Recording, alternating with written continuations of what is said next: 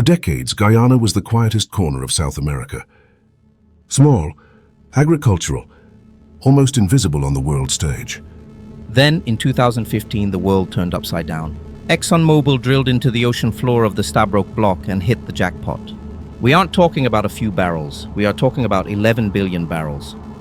High-quality, light-sweet crude, the kind that is cheap to drill and easy to sell. Overnight, Guyana went from a forgotten nation to the fastest-growing economy on Earth. They held a winning lottery ticket. But here is where the fairy tale turns into a thriller. Because right next door sits Venezuela, a country that actually holds the largest oil reserves on the planet.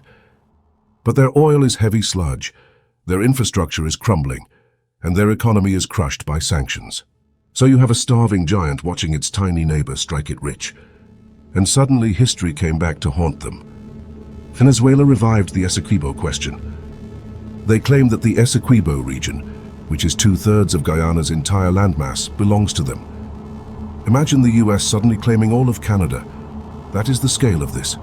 For a century, this border was settled. But once the oil started flowing, Venezuela tore up the rulebook. In late 2023, Caracas held a referendum. They redrew the official maps. They declared Essequibo a new Venezuelan state. They even ordered foreign oil companies to pack up and leave. Rhetoric turned into troop movements. A legal dispute turned into the threat of annexation. The region was militarized, and the world held its breath. Now ask yourself this. The borderlines haven't moved in 100 years. The history hasn't changed. So why now? Because it was never really about the land. It's about the treasure buried beneath it.